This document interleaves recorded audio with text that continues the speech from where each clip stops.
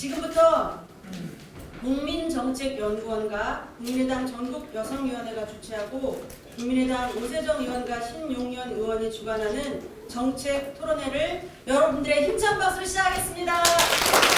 저보다 또 관심 있는 분들이 많으시니까 간단히 하겠습니다. 제가 국민정책연구원 원장을 맡고 있는데 이 국민정책연구원은 사실 여성들이 거의 실세를 다 맡고 있습니다. 우리 이성환 박사님이 굉장히 중요한 역할을 하고 계시고 여성 정책에 대해서 세미나를 해야 된다 그래가지고 제가 아무 말도 안 하고 당연히 해야 됩니다라고 했습니다. 그래서 오늘 여러 가지 좋은 정책 그리고 제안을 주시기 바랍니다. 네, 감사합니다. 저도 뒤에 축사를 해주실 분들이 많이 계시기 때문에 그냥 짧게 말씀드리겠습니다.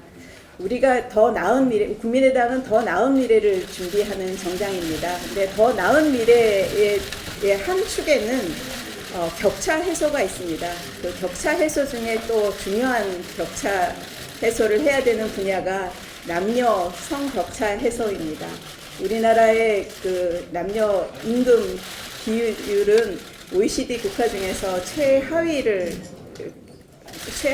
속하고 있고요.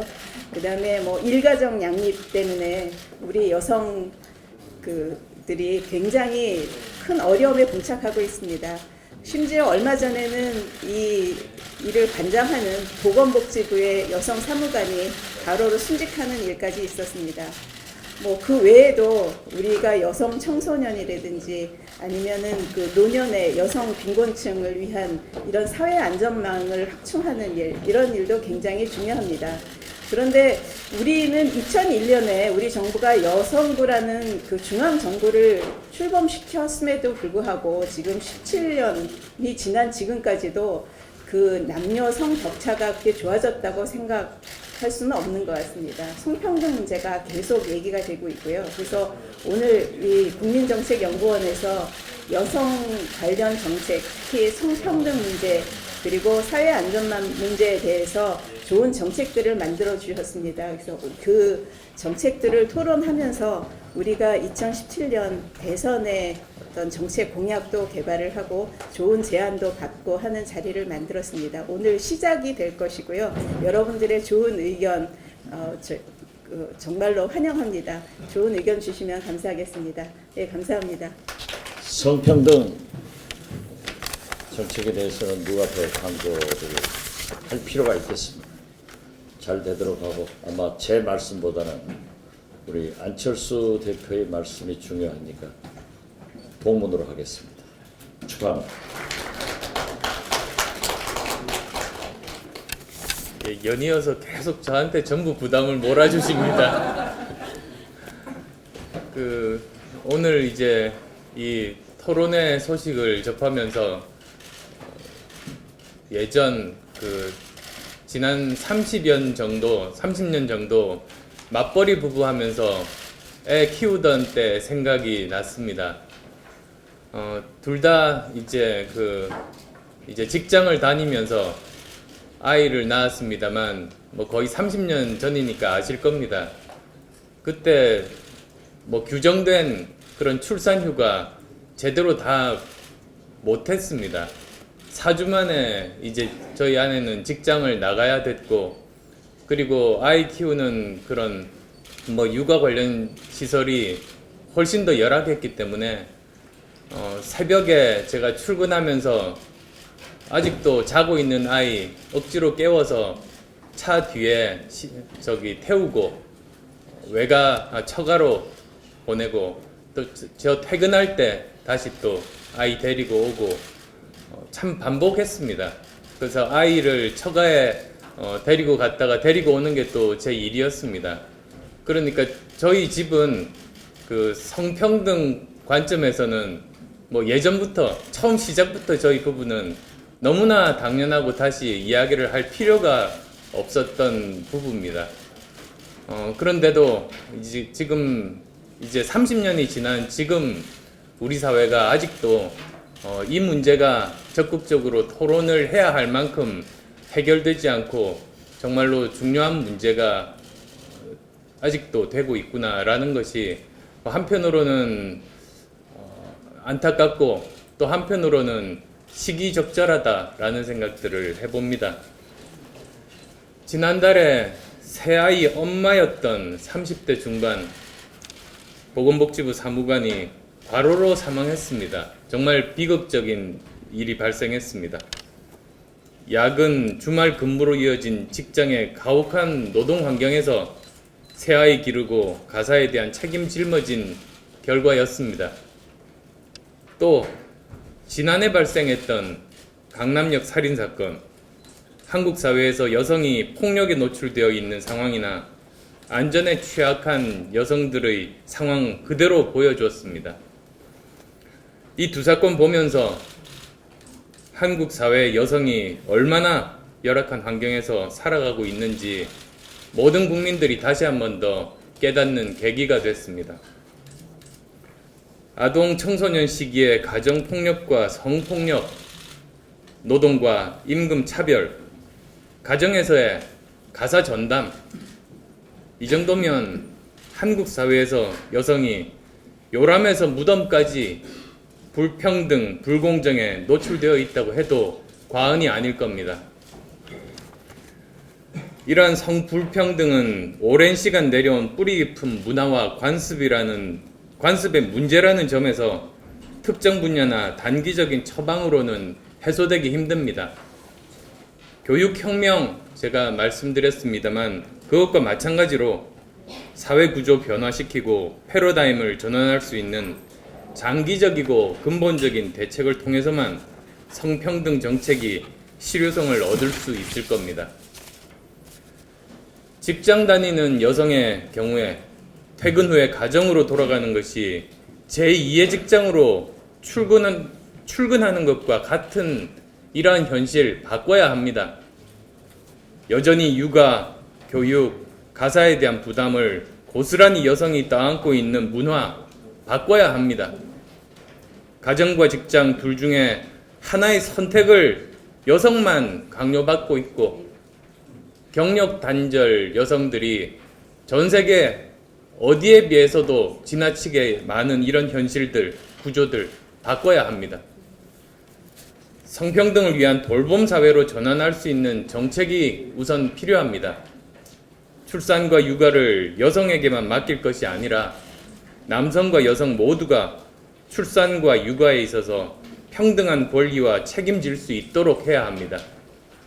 이를 위해서 근로시간 단축을 통한 돌봄 시간 확보, 성평등 일터 문화, 돌봄의 공공성 강화, 돌봄 노동자 처우 개선, 그리고 개인과 가족의 돌봄 역량 강화를 위한 정책이 시행돼야 합니다.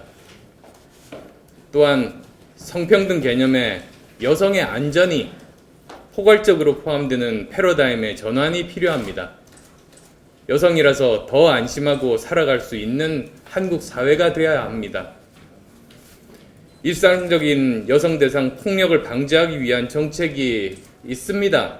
그럼에도 불구하고 현 정부 들어서 성폭력 발생 건수, 가정폭력 발생 건수 모두 증가하고 있습니다. 폭력과 범죄로부터 여성 및 사회적 약자를 보호하는 것이 국가의 당연한 책무인데도 말입니다. 그래서 여러 가지 제도 개혁이 필요합니다.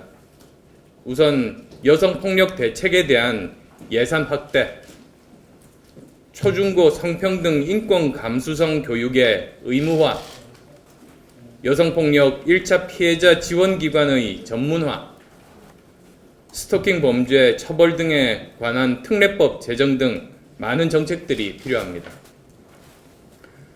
미래학자 존 나이스비트는 21세기를 3F의 시대라고 표현했습니다. 즉, 가상을 뜻하는 픽션, 감성을 뜻하는 feeling, 여성을 뜻하는 female의 3F입니다. 미래는 여성의 시대입니다. 아무쪼록 이번 토론회를 통해서 한국 사회의 질적인 도약과 선진사회로의 전환에 꼭 필요한 성평등 정책에 관한 의미 있는 진전 기대합니다. 고맙습니다. 안철수 전 대표님과 토시 하나도 틀림이 없이 이하 동무입니다. 이하 동무이고 어제 저녁에 우리 안철수 대표님 MBC에 나와서 인터뷰 혹시 1시간 동안 하시는 걸 보고 자신감이 생겼어요. 그렇죠? 네. 어디다 내놔도 이제는 살아서 돌아오실 것 같다. 그런 느낌이 들었습니다. 저는 아침 10시하고 오후 2시에는 우리 의원님들이 공부하신 분 의원님이 너무 많아가지고 10시에 토론회가 2군데, 오후에 2시에 또 2군데 그래가지고 그쪽 먼저 와달라고 이렇게 하기 때문에 근데 저는 이쪽 먼저 왔습니다. 우리 신영현 의원님 우리 당의 보물입니다. 아시다시피 정말 여성 과학인으로서의 보물이고 또 여성위원장, 전국위원장 오시기 때문에 또 보물이시고 또 최고위원까지 하고 계시고 또 여가의 간사하고 계시고 또 미방위원으로 활동하고 계시고 이분 빠져버리면 우리 국민당의 한쪽 축이 무너지는 그런 것 같습니다. 방금 이게 성평등 관련 토론회를 한다고 해서 제가 17대부터 지금 13년째 하고 있습니다. 그때는 여성 의원들 수가 상당히 적었습니다. 지금 그때에 비하면 지금 한 3배 정도 늘었다고 하나 지금 우리 국회의원 300명 중에서 17% 정도의 비율이고 이것이 전 세계적으로 따지면 115위 라네요. 참 부끄러운 일이고 또 성평등 지수도 140개국 중에서 116이라고 한다면 참 세계 10위권의 경제 대국으로서 부끄러운 일 아니냐 이렇게 생각해서 우리 국민의당의 보물이신 신영현 의원님께서 또 우리 오세정 국민정책연구원장과 대선 공약으로 또 발굴을 하시면서 이 문제에 대해서 우리 국민의당이 앞장서는 그런 모습을 보기 위해서 오늘 토론회를 만든 것 같습니다. 여기서 개발된 공약과 제도는 우리 대선 공약으로 적극 발굴하도록 그렇게 하겠습니다. 아무쪼록 축하드립니다. 고맙습니다. 늘 독일 헌법 1조를 보면 고개가 숙여집니다. 인간의 존엄성은 훼손될 수 없다. 인간의 존엄성을 보호하고 그리고 존중하는 것이 국가의 책무다. 국가의 존재 이유를 명백히 하고 있습니다. 이제 과연 우리 한국의 여성 노동자들은 존엄한가? 우리 헌법도 10조에 보면은 모든 국민은 인간으로서의 존엄과 가치를 지니며 행복을 추구할 권리가 있다. 근데 사실 현실은 행복 추구권 위반입니다. 그리고 인간의 존엄성은 훼손되고 있습니다. 그것이 대표적으로 남녀 임금 차별. 작년인가요? 영국의 슈퍼마켓에서 일하는 여성 노동자가 남성 직원과 똑같이 임금을 지급하라 하는 소송을 냈는데 법원이 그 회사에 대해서 그동안 누적됐던 어떤 차별 임금을 시정하라고 판결을 했습니다. 그 회사가 아마 우리 돈으로 수천억을 지급해야 할 그런 처지 됐는데 우리 늘 구호로는 존재하지만 이 문제를 해결하는 것이 국민의당의 저는 존재 이유고 우리가 국민 편이라고 말하는 그런 논거가 될 것입니다. 성평등의 핵심, 남녀 임금 차별의 해소 이것이 저는 핵심이라고 생각합니다. 축하합니다. 감사합니다. 2개월 동안에 집중된 연구를 하면서 저 역시도 지금 이제는 우리 아이들이 행복할 수 있는 사회로의 얘기됐었는데요. 그것이 여전히 62.8 남성과는 대치되는 공간이 아닙니다. 돌봄자 제도가 어떤 형태로든 도입이 되어야 한다라고 하는 부분 그것인가에 대한 재편이 필요하다라는 얘기를 드리기 위해서 제가 적이 없다라고 저는 단언하겠습니다. 그렇기 때문에 저는 그런데 그 시간제 일자리에 누가 차지를 하고 있느냐 결국 여성이라는